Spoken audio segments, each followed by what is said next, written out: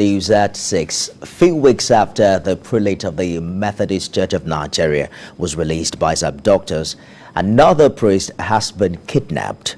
The Anglican Bishop of Jeba Diocese, Kwara, Oluwaseun Aderogba, his wife and driver were abducted in Oyo State around 8:30 p.m. on Sunday. The police public relations officer of the command, Adewale Oshifeso, while confirming the incident in a statement on Monday, said investigations revealed that the abduction took place after the cleric's vehicle developed a mechanical fault at an isolated area along Oyo-Ogbomoso Expressway while the victims were heading for Jeba from Yewa, Ogun State. Mr. Oshifeso said the command has mobilized its officers, local hunters and vigilantes to carry out rescue operations. He added that the Deputy Commissioner of Police in charge of operations of the command has been directed to take over the exercise, rather the operation that will lead to the rescue of the victims. In Sokoto, over 150 households displaced by bandit attacks in Tabani and surrounding villages who had been taking refuge in Gandhi Primary School in Raba local government area have been relocated to a newly constructed housing estate. The estate was provided by a Qatari charity organization in collaboration with the Sokoto state government to resettle the IDPs that have lived in the temporary camp for the past 4 years. We have details in this report. Nigerians have continued to count their losses from the activities of terrorists and bandits almost on a daily basis. In the northwest region, many citizens have been killed and several others displaced from their original places of abode. Tabani, in Raba local government, Sokoto State, is among communities that suffered devastating attacks by suspected terrorists in July 2018. Since the ransacking of the community, which led to the death of over 40 persons, surviving members of the communities have been taking refuge in this primary school in Gandhi, far away from their ancestral home. They have lived here for the last 4 years, but now help has come their way from faraway Qatar. It was enabled by the Sokoto state government, which provided the land and other logistic support for the construction of 150 two-bedroom flats. The displaced persons were resettled in the new housing estate under the guidance of the Sokoto State Zakat and Endowment Commission, who have largely been responsible for the welfare of the IDPs in the last 4 years. All this again, the Tabani and Alikil villages have been supported by the Qatar in different ways, during Eid al-Fitr and also during Eid al-Adha and some other interventions that have been very useful to this community. The Qatari charity organization says, in addition to these, 1,000 orphans will be added to the over 150 beneficiaries in their scholarship program. All this area, they will get the benefit from the education, from the health service, from all our intervention. The Sultan of Sokoto and the Sokoto State Governor, who is represented here, appreciate the kind gesture of the charity organization.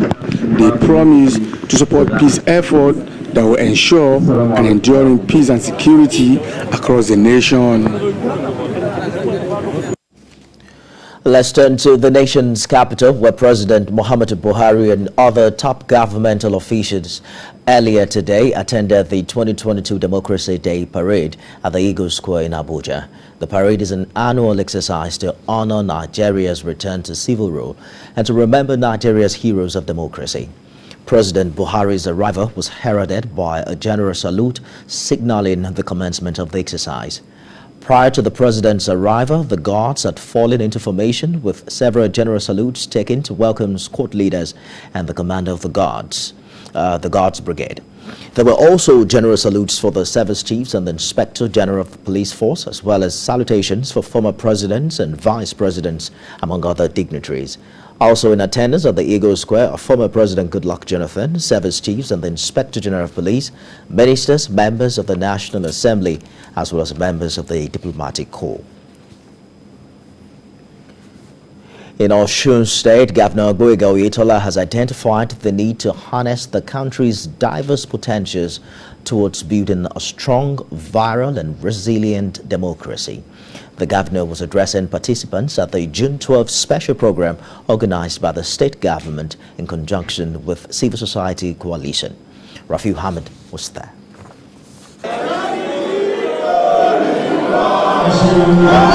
A special program organized by the Osun State government to remember the winner of June 12, 1993 presidential election, Moshood Abiola.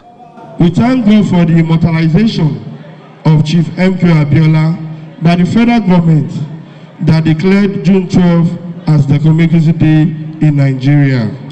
Lectures were delivered by the pioneer Vice Chancellor of UniOsun, Professor Shola Akinriade, and the Executive Director of Osun Masterminds, Dr. Wasiu Oyedoku. We cannot and should not wait for restructuring to take place before we tackle these problems. How do we explain the unenviable record of being the only member country of OPEC that is importing petrol? When you look at the Constitution of Federal Republic of Nigeria, 1999 as amended, there is a monumental fraud there. We, the people of Nigeria, I want to ask us, when did we agree to write that constitution? Governor Oyetola stressed the need for Nigerians to join hands in nurturing the country's democracy. We are proud to be active participants in the longest and most enduring and enriching democratic experience since independence. We are proud to have big people and institutions that make our forebears proud of our efforts. A rally by rights activists also took place in Osogbo. We have attained 23 years of uninterrupted civilian government. But the real democracy, we are yet to attain it because our democratic process has been heavily monetized. June 12 today is significant and centralized to the election of Osun and Ekiti State. What we are clamoring for is a level playing ground among the political actors. We are clamoring for a free, fair, credible and violence-free election. And I wish all Nigerians can come out. Education-wise, ASU is on strike since forever. We don't know when they are going to resume. So, members of the All Progressives Congress had given Governor Oyetola a rousing welcome on his return from Abuja after the victory of Asiwaju Bola Tinubu as the presidential candidate of the APC. Rafiu Hamid, TVC News, Osogbo. Meanwhile, Governor Darius Ishaku of Taraba State has challenged leaders at all levels to entrench the true meaning of democracy by providing security for citizens. The governor made the assessment while fielding questions from newsmen at the Dambaba-Sontai Airport in Jalingo shortly after he arrived the state capital at the end of his official visit to Abuja. Governor Ishaku added that the sole responsibility of government is to provide security to citizens and to be able to carry out daily activities without fear. He urged Nigerians to register and obtain their permanent voter cards ahead of 2023 general election as he wished them the best on Democracy Day. My message to the people of Taraba State is that they should imbibe the culture of democracy, which we have started since 1999 to date. They should all go out to register. The registration will end this month. It's only when they register that they will exercise their right to vote the leader they want. I will advise all Nigerians to imbibe the culture of democracy so that we can continue in democracy. So far we can see the benefits of democracy outweighs other systems of governance. Talking politics now, members of the Tinubu support organization in Ondo have stressed the need for different groups to work together as a team to ensure the APC presidential flag bearer emerged victorious during the general election. They made this position known at a program organized to mark his victory at the presidential primary election. Ayodeji Maradio reports.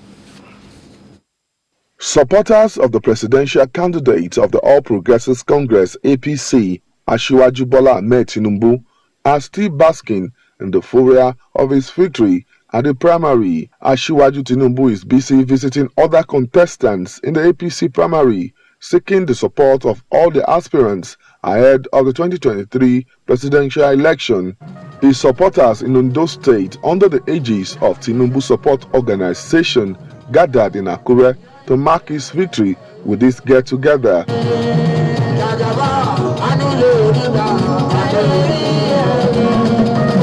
Members of the group across the 18 local government areas of the state decided to celebrate his victory at the APC presidential primary.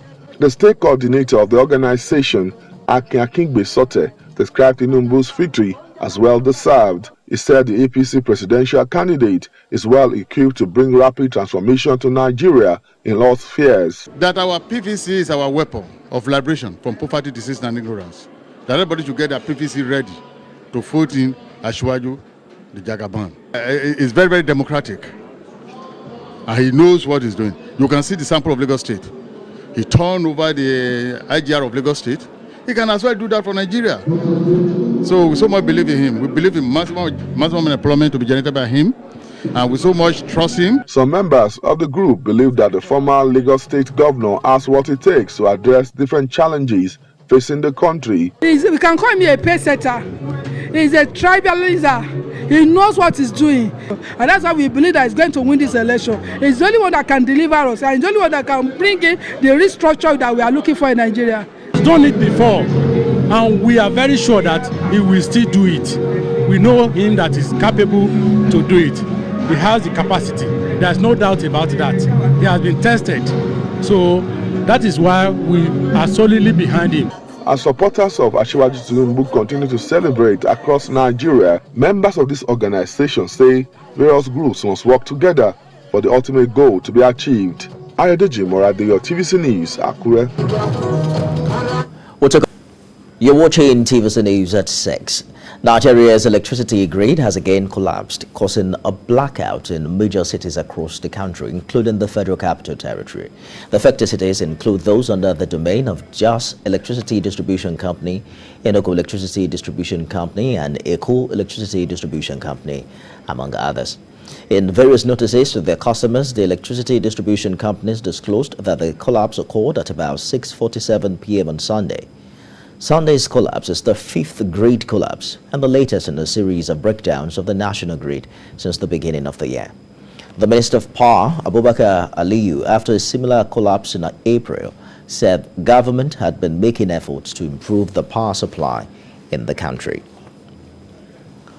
Soybeans Farmers Association of Nigeria has trained 5,000 farmers from 5 local government councils in Benue State to help increase soybeans production in the area. President of the association, Professor Nafiu Abdul, during the 2022 pre-season training in Makurdi, said the training will help them market their yields. Maiwa Okwato has more. This workshop is targeting 5,000 farmers who grow soya beans. The aim is to teach them all the husbandry aspects of soya beans. The training covers the spacing, growing, disease control, and marketing aspects. Let's say 2 tools. Organizers of the training believe soya beans farmers lack the right information and knowledge about growing this crop. The federal government will issue loan to the farmers through the association, and we deem it necessary for us to train our farmers so that the loan they are going to collect from the government is going to be used judiciously.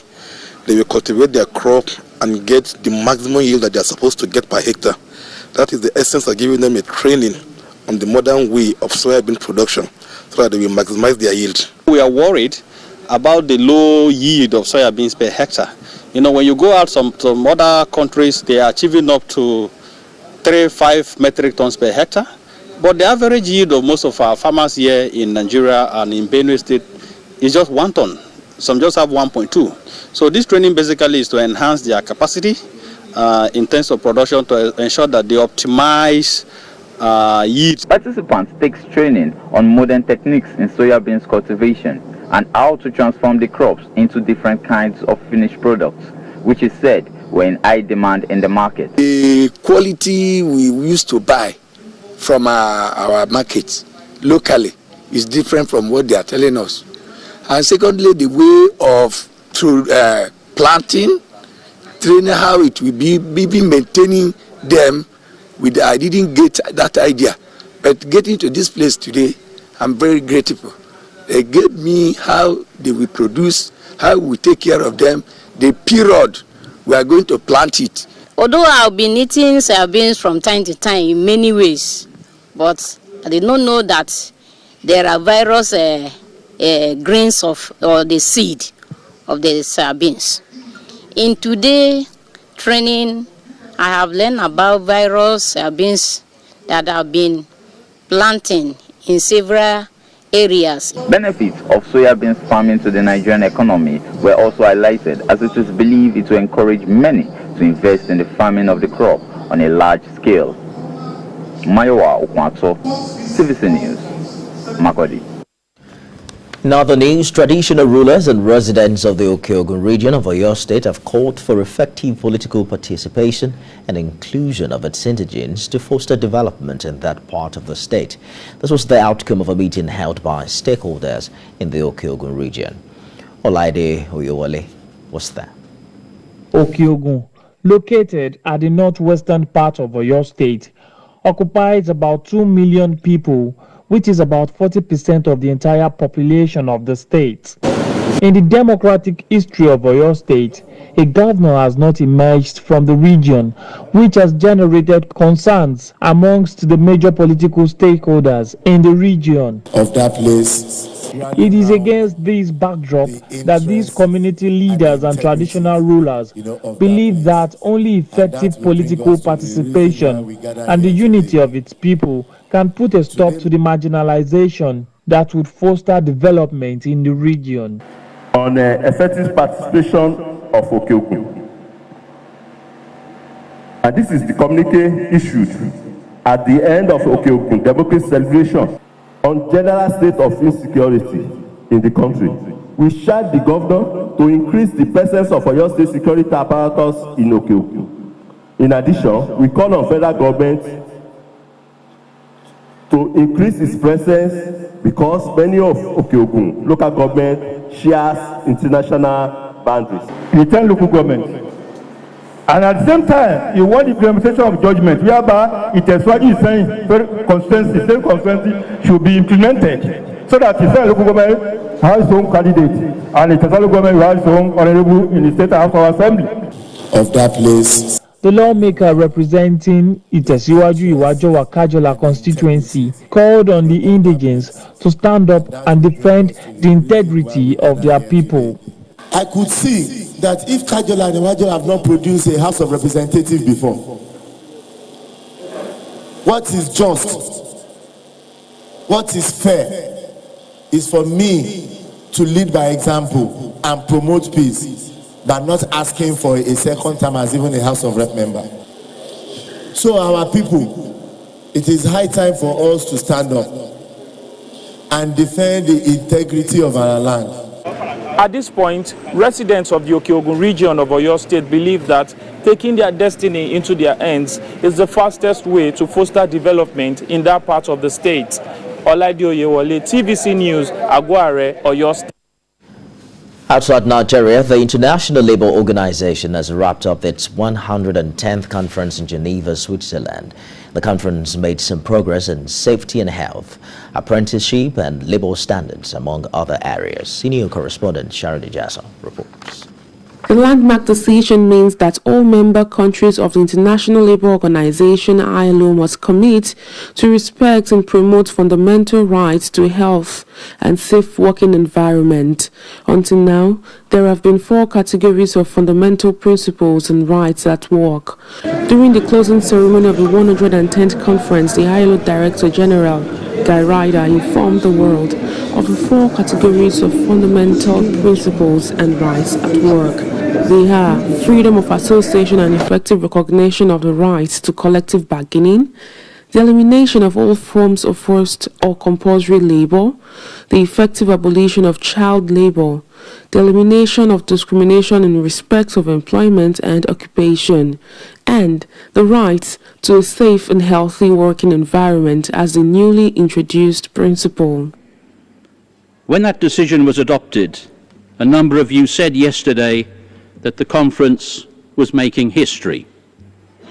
It's now our responsibility to make a difference, because we've made a collective commitment to act together and, frankly, to act better than we have in the past, to make everybody's work safe and healthy. The conference also made progress towards a recommendation on the framework for quality apprenticeship, as well as fruitful discussions on employment policy, social and solidarity economy, and work in least developed countries. Because it's a fresh discussion, everybody's interpretation has to be taken on board until we begin to build consensus as to what are the balances that can be struck. Puts some countries in check and looks at where they have equally violated the rights of the workers, either in the world of work, their fundamental human rights, or the rights to freely bargain, as social partners in the world of work. Concluded at the 110th International Labour Conference that the right to safe and healthy working environment is one of the principal fundamentals of workers' rights going forward after the conference. Sharon Ijason, TVC News, Geneva, Switzerland. In the United States, the Oceanside Fire Department says a 75-acre bushfire in Oceanside, south of Camp Pendleton, was stopped with no loss of structures, but at one point forced residents in surrounding neighborhoods to evacuate. Residents in some blocks were asked to evacuate out of an abundance of caution as firefighters battled the fire in the 800 block of West Airport Road. We have more in this report. The brush fires broke out in and around the St. Gabriel Mountains over the weekend, first in Wrightwood and later in Duarte as warm weather gripped the Southland. That's according to the fire authorities. Officials also said the blaze in Wrightwood, which began on Saturday, exploded from 45 to 775 acres between 1:30 p.m. and 4 p.m. on Sunday. There was a mandatory evacuation order for Desert Front Road and Wild Horse Canyon in Wrightwood, and the rest of the town was under an evacuation warning. The fire was 5% contained. The road from Highway 138 to Highway 2 was closed. An evacuation center was set up at Serrano High School in Phelan. Meanwhile, the fire in Duarte was first reported at 4:15 p.m. on Sunday at Brookridge and Mel Canyon Roads. By 7 p.m., the fire was holding stable at 25 to 30 acres, 20% contained and moving away from structures. No one had been hurt and no homes were threatened at that time. The causes of the fires are under investigation. Fire conditions were elevated in Southern California on Sunday because of warm and dry weather, but winds were firmly mild. Fire conditions were elevated in Southern California on Sunday because of warm and dry weather, but winds were fairly mild, said Christian Stewart, a meteorologist with the National Weather Service in Oxnard. Stewart adds that Monday is expected to cool down considerably, though gusty northerly winds are forecast to kick up in the evening. But the heat wave will begin to rebound Tuesday and peak midweek, with forecasted highs in the 90s and 100s in the San Fernando Valley on Wednesday and Thursday.